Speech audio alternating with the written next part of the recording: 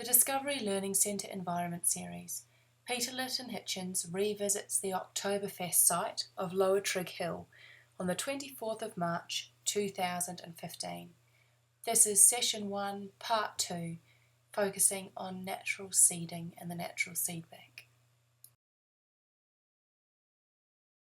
So one of the things that you find really quite obvious once you start locking country up and keeping animals out of it, especially domesticated animals, is that suddenly a lot of seed life that's all just stuck in the soil and all just waiting for an opportunity or a chance to grow actually gets that chance. And you can see here in this paddock, there's quite a lot of big old sick trees that are either died or are looking very sickly.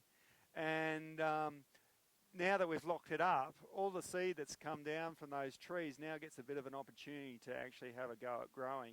And growing trees from seed is always the most productive way of doing it. You can see how luscious this tree is. We haven't had much rain for the last couple of months, and this tree's got beautiful, beautiful green life on it. It's really happy. It's just beaming out of the ground, and we haven't had to plant it. It's just come from the seed from the tree beside us, which is a very sickly tree. And this is the exciting thing when we can start to have nature start to do what it does best. And if we look over just over here, you can see that we've got all these wattles over here. And as those wattles start to get a bit more nitrogen in the soil and start to open the soil up and revitalise the soil, then we'll find we'll start to see a lot more of these guys starting to just pop up out of the ground. And that's part of the process from going from a highly unproductive, badly managed, ruined soil that had very little life, very little organic matter, to a soil now that has the possibility of growing seeds that are already in the ground. So one of the things we really notice in this paddock, when you walk in this paddock, it feels a bit soft and spongy now. And that's just because there's this big layer of organic matter now starting to drop. As we said, the fleabane has just put this beautiful mulch all over the paddock. And we're starting to get all sorts of different grasses and weeds and different things coming along. You can see here we have a nightshade that's sort of coming over the paddock in different places. And that's often coming up where there's quite a lot of fertility, either from the straw that we use to do a lot of the mulching in the paddock, or on old sheep camps and cattle camps where the sheep and the cows used to sleep under the trees.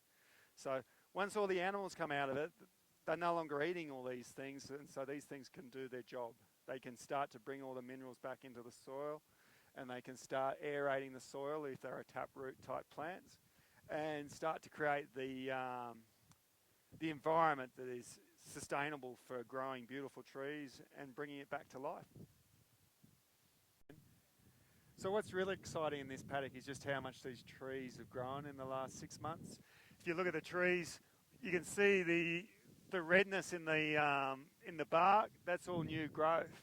And so in the last 6 months, a lot of these trees are just booming out of the ground, and that's just fantastic. So they obviously are finally very happy. They're getting lots of moisture, they're getting lots of minerals, lots of nutrients, and they can really start to grow now. So by having all this paddock swaled, any water that we do get in this paddock all gets trapped in the paddock.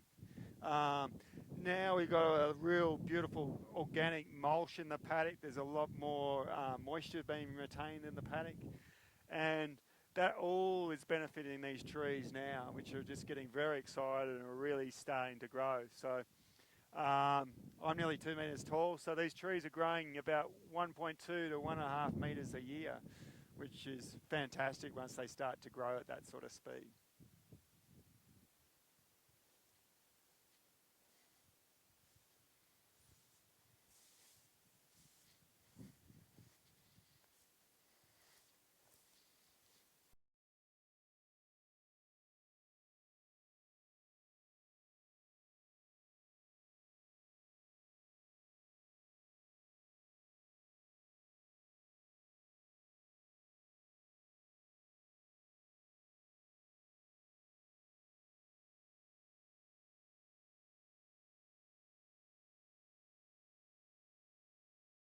was all wattles like that there, like all in on this band there.